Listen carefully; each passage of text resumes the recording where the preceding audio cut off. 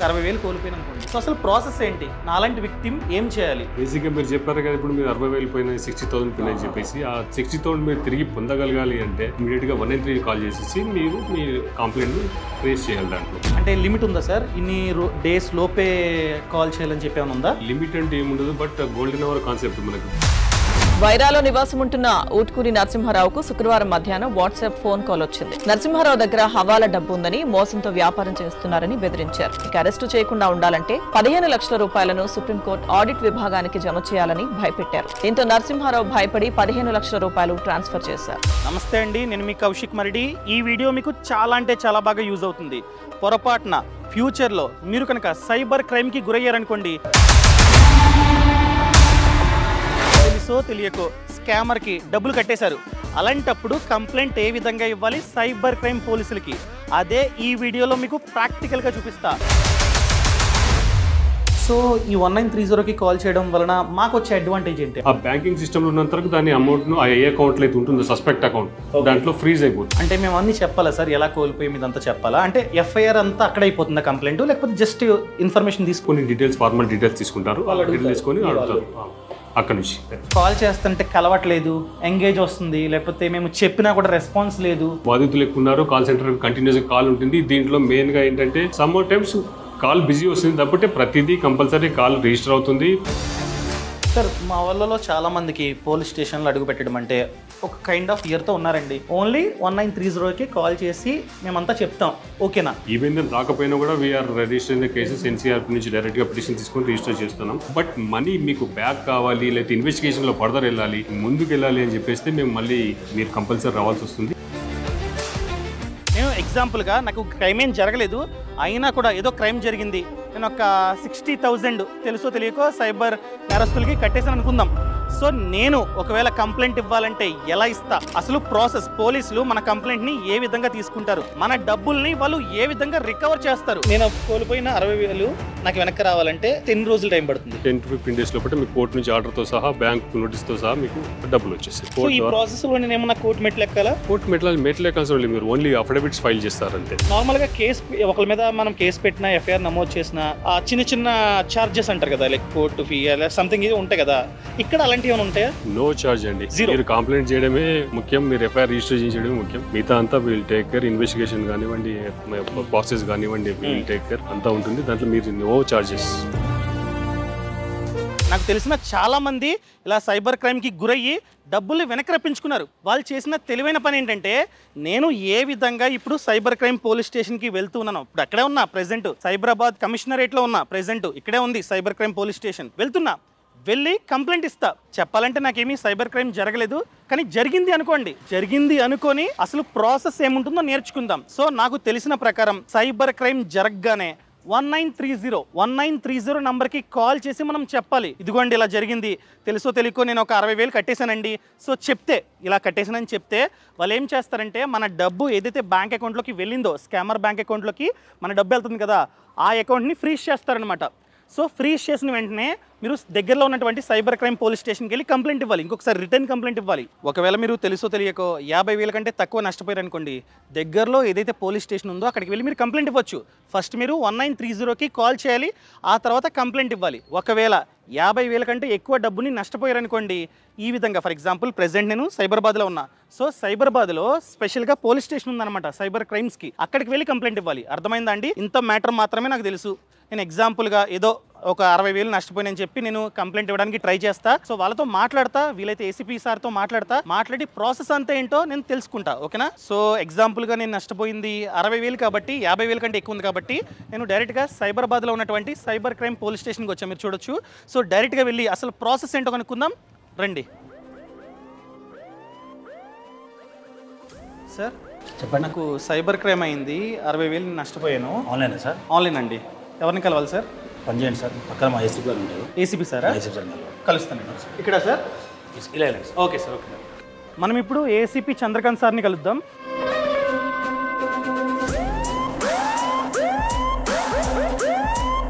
Sir Chandrakant sir ఎక్కడ ఉన్నారండి? పక్కన్నారండి? Okay sir. ఓకే సార్, నమస్తే. నమస్తే అండి. సార్ ఏం లేదు సార్, ఒక చిన్న అవేర్నెస్ వీడియోని షూట్ చేస్తున్నాం మా ఆడియన్స్ కోసం. ఏం లేదు సార్, ఎవరైనా సరే సైబర్ క్రైమ్లో డబ్బుని కోల్పోతే, ఫర్ ఎగ్జాంపుల్ నేనే అనుకోండి, నేను కోల్పోలేదు, ఒక 60,000 కోల్పోయాను అనుకోండి. సో అసలు ప్రాసెస్ ఏంటి, నాలాంటి విక్టిమ్ ఏం చేయాలి, అది ఒకసారి మాకు ఎక్స్ప్లెయిన్ చేయండి సార్. ఓకే, బేసిక్గా ఫార్మోస్ట్గా ముందుగా మీరు చేయాల్సిన పని ఇమీడియట్గా 1930 హెల్ప్ లైన్ అని కాల్ చేయాలి. అంటే లిమిట్ ఉందా సార్, ఇన్ని డేస్ లోపే కాల్ చేయాలని చెప్పి ఏమైనా ఉందా? లిమిట్ అంటే ఏముండదు, బట్ గోల్డెన్ అవర్ కాన్సెప్ట్ మనకి ఇప్పుడు డాక్టర్స్ ఇలాగ చెప్తారు. దీంట్లో కూడా as early as possible golden hour అంటారు. మీరు ఎంత తొందరగా మనీ కోల్పోయిన వెంటనే మీరు 1930కి ఎక్కడున్నా సరే, మీరు ఇంట్లో ఉన్నా సరే, ఆఫీస్లో ఉన్నా సరే, ఎక్కడున్నా సరే ఇమీడియట్గా 193 కాల్ చేసేసి మీరు మీ కంప్లైంట్ రేస్ చేయాలి. దాంట్లో అంటే మేము అన్ని చెప్పాలా సార్, ఎలా కోల్పోయి మీదంతా చెప్పాలా? అంటే ఎఫ్ఐఆర్ అంతా అక్కడ అయిపోతుందా కంప్లైంట్, లేకపోతే జస్ట్ ఇన్ఫర్మేషన్ తీసుకుంటారా? బేసిక్గా దాంట్లో మీ పేరు, మీ డీటెయిల్స్, సస్పెక్ట్ బ్యాంకు డీటెయిల్స్, మీ ట్రాన్సాక్షన్ ఐడీస్ కానివ్వండి, మీ బ్యాంక్ అకౌంట్ నెంబర్ కానివ్వండి, సస్పెక్ట్ బ్యాంక్ అకౌంట్ కానివ్వండి, లేదంటే మీరు ఏపీకే ఉంటే కొన్ని డీటెయిల్స్, ఫార్మల్ డీటెయిల్స్ తీసుకుంటారు, తీసుకొని అడుగుతారు అక్కడ నుంచి. సో ఈ 1930కి కాల్ చేయడం వలన మాకు వచ్చే అడ్వాంటేజ్ ఏంటి, అంటే ఎర్లీగా కాల్ చేస్తే మాకు వచ్చే అడ్వాంటేజ్ ఏంటి? బేసిక్గా మీరు చెప్పారు కదా, ఇప్పుడు మీరు 60,000 పోయినాయి, 60,000 పోయినాయి చెప్పేసి, ఆ 60,000 మీరు తిరిగి పొందగలగాలి అంటే ఎంత తొందరగా మనం 1930లో మనం కంప్లైంట్స్ లాడ్జ్ చేస్తే, రేస్ చేస్తే ఇమీడియట్గా ఆ అమౌంట్ అనేది బ్యాంకింగ్ సిస్టంలో ఉన్నంత వరకు 1930 పోర్టల్ చేయగానే, నేషనల్ క్రైమ్ రిపోర్టింగ్ పోర్టల్ అంటారు, దాంట్లో రిపోర్ట్ చేయగానే ఆ బ్యాంకింగ్ సిస్టంలో ఉన్నంత వరకు దాని అమౌంట్ను ఆ ఏ అకౌంట్లో అయితే ఉంటుందో సస్పెక్ట్ అకౌంట్ దాంట్లో ఫ్రీజ్ అయిపోతుంది. అంటే నేను ఎవరికైతే పంపేశానో తెలుసో తెలియకో స్కామర్కి, వాళ్ళ బ్యాంక్ అకౌంట్ని మీరు ఫ్రీజ్ చేస్తారా సార్? కరెక్ట్. సో ఫ్రీజ్ చేస్తే ఆ డబ్బుని వెనక్కి రప్పించుకోవడానికి ఛాన్సులు ఎక్కువగా ఉంటాయి.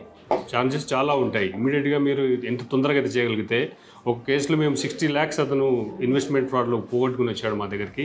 అతను ఇమీడియట్గా 1930 రిపోర్ట్ చేయగానే ఆ 60 lakhs కూడా ఎక్కడైతే సస్పెక్ట్ బ్యాంక్ అకౌంట్ ఉందో ఆ అకౌంట్లో ఫ్రీ చేయబడ్డాయి.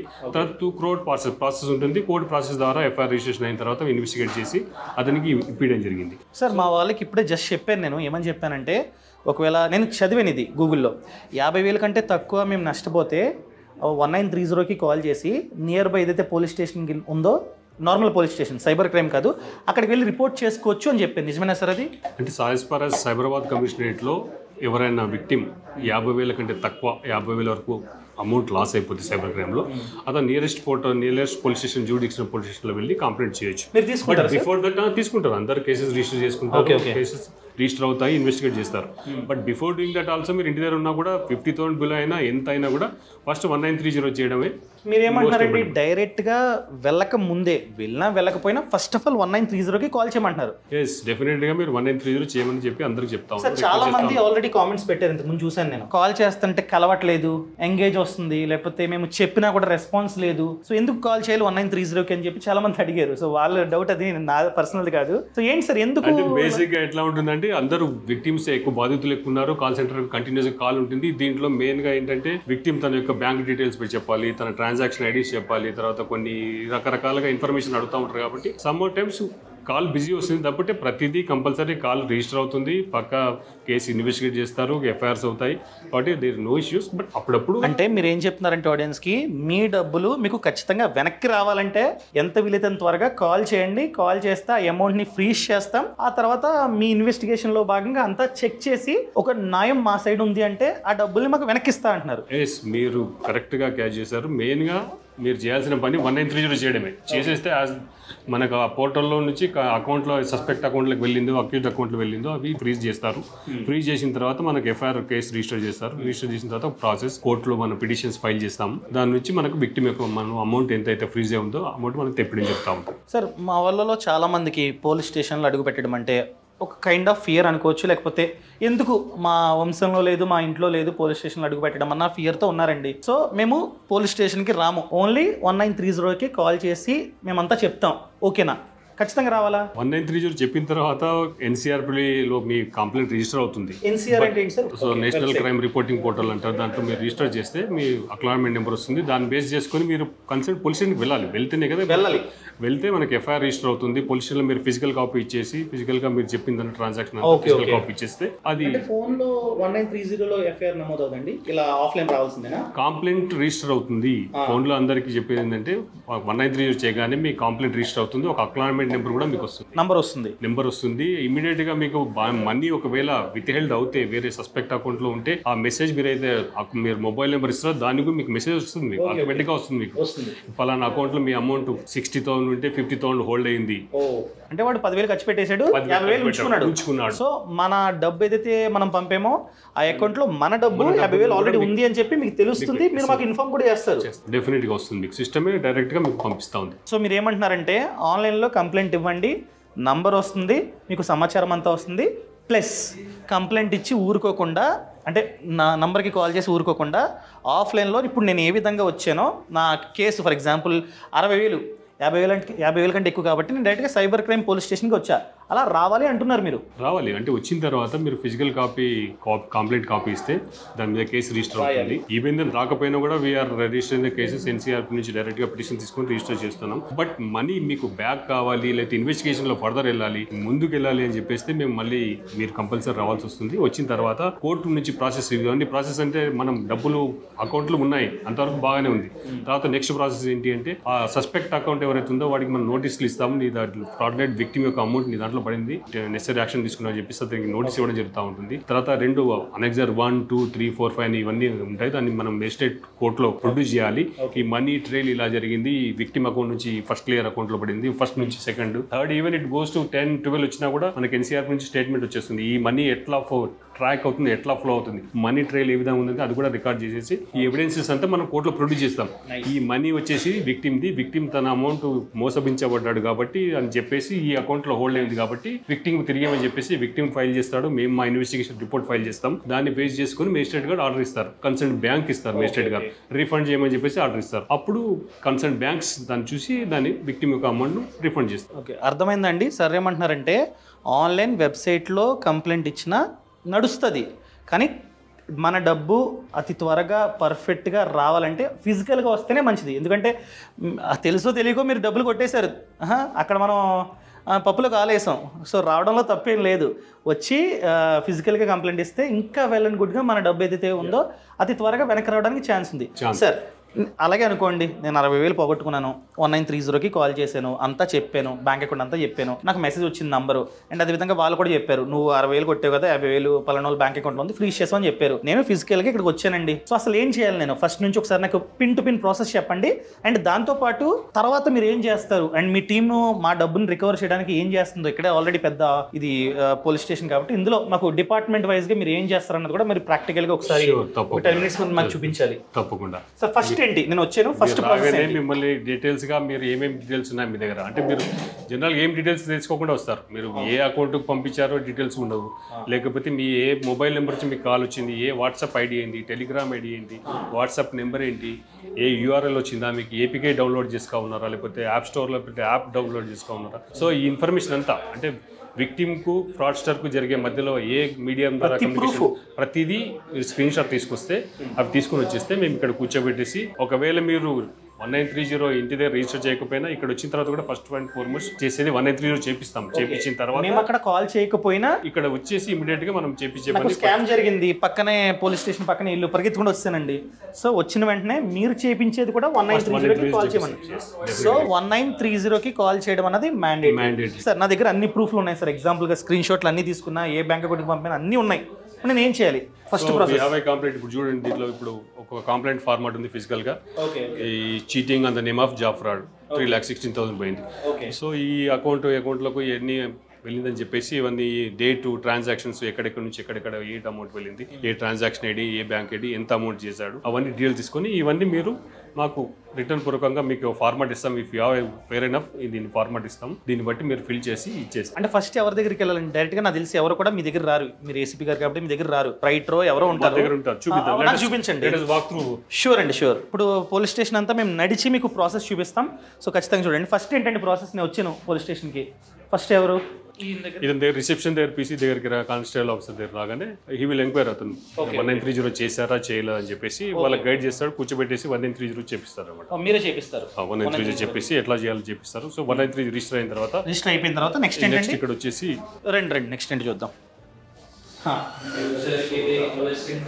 నెక్స్ట్ ఏంటండి, నెక్స్ట్ రాగానే somebody is good enough is drafting is own complaint, తన ల్యాప్టాప్ తెచ్చుకున్నారు, ఈజ్ హావింగ్ నాలెడ్జ్, తన ఆయనే వచ్చి వెబ్సైట్ లో ఇచ్చుకుంటున్నాడు కంప్లైంట్.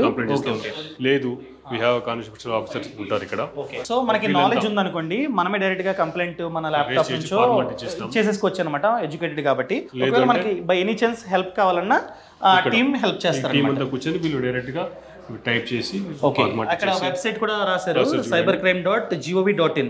ఈ నంబర్ కి కాల్ చేసి ప్లస్ ఆ వెబ్సైట్ లోకి లాగిన్ అయ్యి ఎఫ్ఐఆర్ రిక్వైర్మెంట్ డాక్యుమెంట్స్ ఏమేమి కావాలి అవన్నీ చేసి they will help them to file a complaint. So NPCR number అయితే ఖచ్చితంగా ఉండాలి. సో ఈ వెబ్సైట్ లోకి లాగిన్ అయ్యి చేపిస్తారు. ఓకే సార్, మేము కాల్ చేసాం, ఇక్కడికి వచ్చి మీతో కోఆర్డినేట్ అయ్యి మేము కంప్లైంట్ అంతా ఇచ్చాం. నెక్స్ట్ ఏంటి సార్? కంప్లైంట్ ఇవ్వగానే నెక్స్ట్ వచ్చేసి ఇక్కడ మా టీమ్ సెపరేట్ టీమ్ ఉంటుంది. ఓకే సెపరేట్ టీమ్ అండి. కంప్లైంట్ అయిన తర్వాత కంప్లైంట్ వచ్చేసిన తర్వాత ఇక్కడ కూర్చొని మనకు దాన్ని ఎఫ్ఐఆర్ గా కన్వర్ట్ చేస్తారు. ఓకే, అక్కడ జస్ట్ కంప్లైంట్ ఇచ్చాం, ఇక్కడ కంప్లైంట్ అనేది ఎఫ్ఐఆర్ గా కన్వర్ట్ అవుతుంది. ఎఫ్ఐఆర్ చేస్తారు ఇక్కడ. ఓకే, ఇక్కడ ఎఫ్ఐఆర్ అయిపోతుంది. ఫస్ట్ ఇన్ఫర్మేషన్ రిపోర్ట్ అవుతుంది. అంటే మేము ఇచ్చే ప్రూఫ్స్ అన్ని కరెక్ట్ గా ఉంటేనే ఎఫ్ఐఆర్ అవుతుంది. అన్ని బేసిక్ ఏవేవైతే అవసరం ఉన్నాయో అవన్నీ తీసేసుకొని అవన్నీ దాంట్లో మీ కంప్లైంట్ లో ఫిజికల్ కంప్లైంట్ లో మీరు మెన్షన్ చేస్తారు. So that next process of investigation చేయడానికి ముందుకు పోవడానికి అవన్నీ మ్యాండేటరీ. సార్ నాకు చిన్న డౌట్, మనం ఎవరి మీద కంప్లైంట్ ఇచ్చి ఎఫ్ఐఆర్ చేయాలంటే వాళ్ళ డీటెయిల్స్ అన్ని మన దగ్గర ఉండాలి జనరల్ గా. కానీ సైబర్ క్రైమ్ లో ఆ స్కామర్ ఎవడో మనకు తెలియదు కదా, వాడి పేరు ఇదంతా ఎలా? అవసరం లేదు, మీరు అకౌంట్ నెంబర్ మెన్షన్ చేయాలి, మీరు ఏ యాప్ డౌన్లోడ్ చేసుకున్నారో ఆ యాప్ మెన్షన్ చేయండి, మీకు ఒక URL ఏదైనా వచ్చిందంటే అది మెన్షన్ చేయండి. ఓకే, దాని ఆధారంగా మీరు నాకు టెలిగ్రామ్ ఐడి నుంచి నేను యాడ్ అయ్యాను, దాని గురించి చెప్పారు, నాకు టెలిగ్రామ్ ఐడి మెన్షన్ చేయండి. సో వాట్ ఎవర్ మీకు మనకు అక్యూజ్డ్ ఎవరో సస్పెక్ట్ ఎవరో మీకు తెలియాల్సిన అవసరం లేదు. బట్ మీకు మీడియం ఆఫ్ కమ్యూనికేషన్ బిట్వీన్ ఉంటుంది కదా, అక్యూజ్ తరఫున వాట్సాప్ కాల్ వస్తుంది, వాట్సాప్ కాల్ నెంబర్ మెన్షన్ చేయండి, చార్ట్స్ ఉంటే చార్ట్స్ మెన్షన్ చేయండి, లేదా అకౌంట్లోకి డబ్బులు పెడతాడు, ఈ అకౌంట్లో డబ్బులు పంపామని చెప్తాడు, ఆ అకౌంట్ నెంబర్ మెన్షన్ చేయండి. సో బేసిక్ లీడ్స్ ఏవైతే ఉన్నాయో అవన్నీ ఇన్పుట్స్ మనకు అక్యూజ్ నుంచి వచ్చినవన్నీ మనం మెన్షన్ చేస్తే మిగతా ప్రాసెస్ అంతా మేము ఇన్వెస్టిగేట్ చేస్తాం. ఇక్కడ ఎఫ్ఐఆర్ నమోదైపోద్ది. సో అయిన తర్వాత నెక్స్ట్ ఏంటండి? ఎఫ్ఐఆర్ నమోదైన తర్వాత IT యాక్ట్ ప్రకారం కేసెస్ అన్ని కూడా ఇన్వెస్టిగేషన్ అనేది ఇన్స్పెక్టర్ ఆఫ్ పోలీస్ చేయాలి. ఇంకా మీరు చేస్తారు. ఇంకా ఇక్కడతో మేము వెళ్ళిపోవచ్చా? మీరు వెళ్ళిపోవచ్చు. ఎఫ్ఐఆర్ దాకా ఎవరైతే విక్టిమ్ ఉన్నారో వాళ్ళు వచ్చి ఎఫ్ఐఆర్ వరకు చేపించుకొని వెళ్ళిపోవచ్చు. ఎఫ్ఐఆర్ తీసుకుంటారు.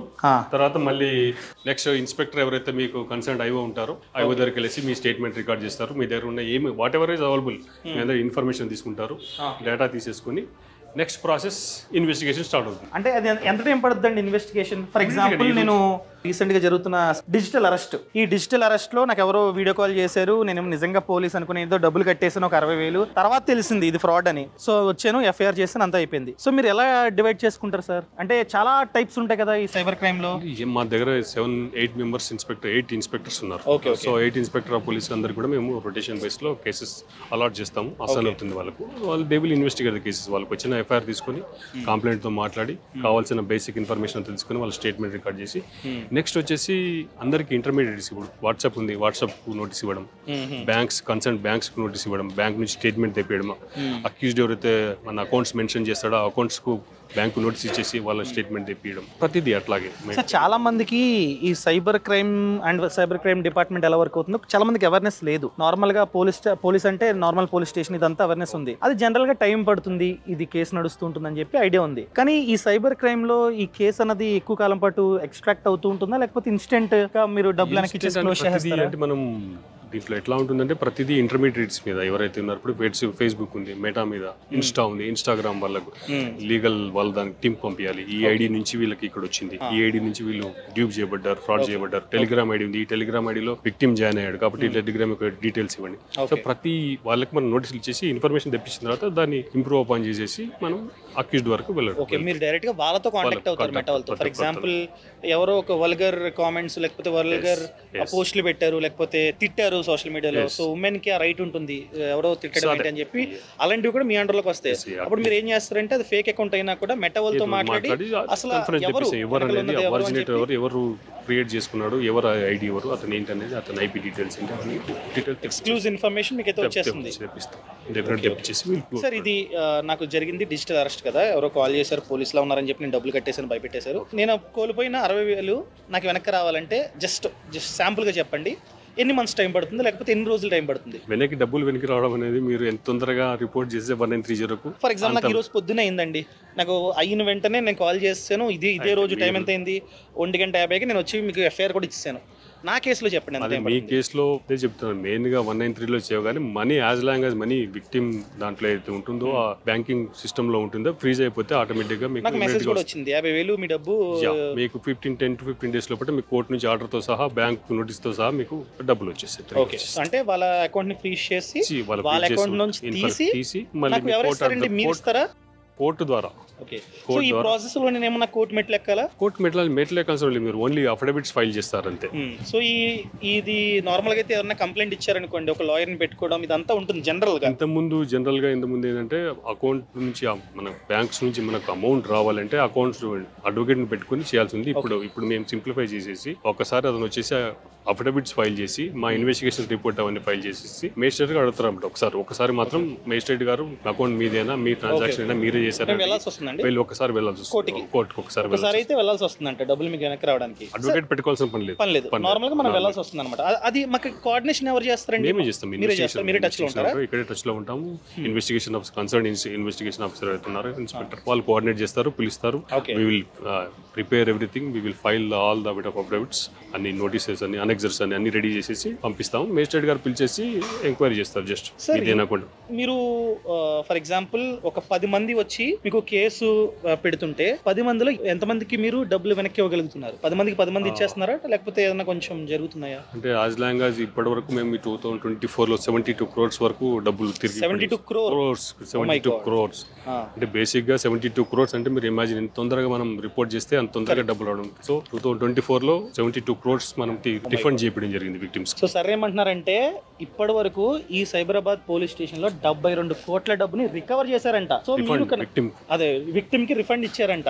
ఒకవేళ మీరు కనుక సైబర్ క్రైమ్లో ఏదో తెలుసో తెలియకో డబ్బులు కోల్పోయి ఇంతవరకు ఎందుకులే పోలీస్ స్టేషన్కి వెళ్ళడం ఇదంతా ఎందుకు అనుకుంటున్నట్లయితే మీరు ఖచ్చితంగా దీన్ని ఫాలో అవ్వండి. గోయింగ్ ఫార్వర్డ్ మీకు తెలిసిన వాళ్ళు ఎవరైనా సరే ఒక 10 రూపాయలు కావచ్చు, లేకపోతే 10 కోట్లు కావచ్చు, ఎంతైనా కావచ్చు, నష్టపోయారనుకోండి, దయచేసి 1930 నంబర్కి ఎంత వీలైతే త్వరగా కాల్ చేయండి అండ్ వచ్చి కేసు నమోదు చేయండి. తప్పేం లేదు.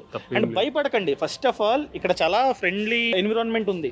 లైక్ మీరు కంప్లైంట్ ఇస్తే చాలా హ్యాపీగా తీసుకుంటున్నారు అండ్ చాలా హ్యాపీగా వాళ్ళు ఎఫర్ట్స్ పెడుతున్నారు అనమాట. అంతెందుకండి సార్, నాకు కొన్ని రోజులుగా టచ్ లో ఉన్నారు వాళ్ళు, మీ ఆడియన్స్ చాలా మంది ఉన్నారు కదా, వాళ్ళకి అవేర్నెస్ కల్పించండి అని చెప్తున్నారు. సో ఎవరు చెప్తారు చెప్పండి ఇలాగా? సో మీకోసం, మీ మనీ కోసం వీళ్ళు ఎఫర్ట్స్ పెట్టి సో అవేర్నెస్ ఎలాగైనా కల్పించాలని చెప్పి ఆతృతతో ఉన్నారనమాట. సో నేను చెప్పేది ఏంటంటే దయచేసి ఫ్యూచర్లో ఏదన్నా తెలుసో తెలియకో మీరు ఎవరికైనా డబ్బులు పంపితే నామోషిగా ఫీల్ అవ్వకండి, షైగా ఫీల్ అవ్వకండి. దయచేసి ఫస్ట్ ఆఫ్ ఆల్ 1930కి కంప్లైంట్ ఇవ్వండి అండ్ దయచేసి రండి. సార్ అర్థమైంది సార్, చాలా బాగుంది. అండ్ నార్మల్గా కేసు ఒకరి మీద మనం కేసు పెట్టినా, ఎఫ్ఐఆర్ నమోదు చేసిన చిన్న చిన్న ఛార్జెస్ అంటారు కదా, లైక్ కోర్టు ఫీ అలా సంథింగ్ ఇది ఉంటాయి కదా, ఇక్కడ అలాంటివి ఏమైనా ఉంటాయా?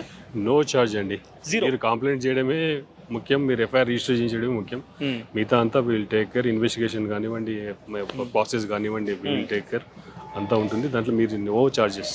సార్ ఇప్పటి వరకు మేము 1930కి కాల్ చేయాలి అండ్ రావాలి, మా ప్రూఫ్లన్నీ సబ్మిట్ చేయాలి, ఎఫ్ఐఆర్ నమోదు చేయాలి, ఇక్కడ దాకా మేము తెలుసుకున్నాం. తర్వాత మీరు ఏమన్నారంటే మేము ఇన్వెస్టిగేషన్ చేస్తాం, మేము ఆఫీసర్లకు ఇచ్చేస్తాం, జరుగుతుంది, మేము టచ్లో ఉంటారని చెప్పారు.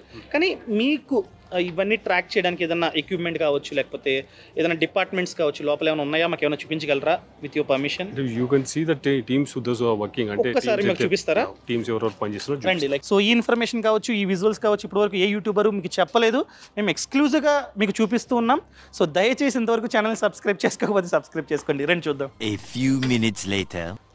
ఇప్పుడే ఏసీపీ చంద్రకాంత్ గారు A to Z చూపించారండి. లైక్ వాళ్ళ టీం ఎలా పనిచేస్తుంది. కొందరు వచ్చేసి సోషల్ మీడియాకి పనిచేస్తున్నారనమాట. అంటే సోషల్ మీడియాలో స్కామ్స్ జరుగుతాయి కదా, వాటి మీద పనిచేస్తున్నారు. కొందరు వచ్చేసి బ్యాంక్ అకౌంట్స్ని వీళ్ళు ఫ్రీజ్ చేస్తుంటారనమాట. ఆ బ్యాంక్ అకౌంట్స్ మీద పనిచేస్తున్నారు. కొందరు వచ్చేసి డిఫరెంట్ డిజిటల్ అరెస్ట్ మీద, కొందరు వర్క్ ఫ్రమ్ హోమ్ మీద, కొందరు ఇలా పనిచేస్తున్నారు. నార్మల్గా చెప్పాలంటే పైన కూడా మేము రికార్డ్ చేసాం, కానీ రూల్స్ ప్రకారం అవన్నీ ఇక్కడ యూట్యూబ్లో పెట్టకూడదు అనమాట. అందుకనే మేము యూట్యూబ్లో పెట్టట్లేదు. అర్థమైందా అండి? బై ఎనీ ఛాన్స్ మీకు కనుక సైబర్ క్రైమ్ అన్నది జరిగితే ఫస్ట్ 1930కి కాల్ చేయండి. సో వెంటనే వాళ్ళ బ్యాంక్ అకౌంట్లో మీ డబ్బుని, అంటే ఎవరికైతే మీరు బ్యాంక్ అకౌంట్లో డబ్బు వేసారో వాళ్ళ బ్యాంక్ అకౌంట్ని ఫ్రీజ్ చేస్తారనమాట. ఫ్రీజ్ చేసి చిన్న ప్రాసెస్ ఉంటుంది, లైక్ ఇన్వెస్టిగేషన్ అని చెప్పి, అదేవిధంగా మీరు ఒకసారి కోర్టుకు కూడా వెళ్ళాల్సి వస్తుంది అనమాట. సో ఈ ప్రాసెస్ అంతా కంప్లీట్ అయిపోయిన తర్వాత ఒకవేళ అలా ఫ్రీజ్ అయిన బ్యాంక్ అకౌంట్లో మీరు పంపిన డబ్బు ఉంటే ఆ డబ్బుని మీకైతే రిఫండ్ ఇస్తారు. అర్థమైందండి? ఫైనల్గా నేను చెప్పేది ఏంటంటే ఎంత వీలైనంత త్వరగా స్కామ్ జరిగింది అని చెప్పి తెలియగానే 1930కి కాల్ చేసి కంప్లైంట్ ఇవ్వండి. అదేవిధంగా ఆఫ్లైన్ ఒకవేళ 50,000 కంటే ఎక్కువ డబ్బు మీరు పంపేస్తారనుకోండి, ఇలా సైబర్ క్రైమ్ పోలీస్ స్టేషన్లు ఉంటాయి, వెంటనే వెళ్ళి కంప్లైంట్ ఇవ్వండి. అదే ఒకవేళ 50,000 కంటే తక్కువ పంపారనుకోండి, నియర్ బై ఏదైతే పోలీస్ స్టేషన్ ఉందో అక్కడికి వెళ్ళి కంప్లైంట్ ఇవ్వండి. అర్థమైందండి? ఇది ప్రాసెస్. సో ఈ వీడియో ద్వారా మీరు చాలా సమాచారాన్ని తెలుసుకున్నారు అనుకుంటున్నాను. ఇంతవరకు ఈ ఛానల్ని సబ్స్క్రైబ్ చేసుకోకపోతే సబ్స్క్రైబ్ చేసుకోండి. అదేవిధంగా thanks to Cyberabad cyber crime police station అండి. అదేవిధంగా డీసీపీ మేడం కూడా చాలా ధన్యవాదాలు మాకు ఇలా టైం ఇచ్చినందుకు. అదేవిధంగా ఏసీపీ చంద్రకాంత్ గారు కూడా ధన్యవాదాలండి. ఎందుకంటే ఇలా చెప్పడం చాలా మంచి ఇనిషియేటివ్. వాళ్ళంతటా వాళ్ళు వచ్చి మేము అవేర్నెస్ పెంచాలి ప్రజలకి అని చెప్పి వాళ్ళంతటా వాళ్ళే వచ్చి ఇలా మనకి హెల్ప్ చేస్తున్నారనమాట. సో దయచేసి ఫస్ట్ ఆఫ్ ఆల్ ఇలాంటి స్కామ్స్ జోలికి పోకండి, లింక్స్ క్లిక్ చేయకండి. అదేవిధంగా ఎవరైనా కాల్ చేసి డిజిటల్ అరెస్ట్ అన్నా కూడా మీరు అసలు రెస్పాండ్ అవ్వకండి. ఫస్ట్ మీరు చేయాల్సింది బై ఎనీ ఛాన్స్ ఏదైనా కారణం చేత సైబర్ క్రైమ్లో ఇరుక్కున్నా కూడా డబ్బులు పంపినా కూడా ఈ విధంగా కంప్లైంట్ ఇవ్వండి. Thank you so much. Thanks for watching. జై హింద్.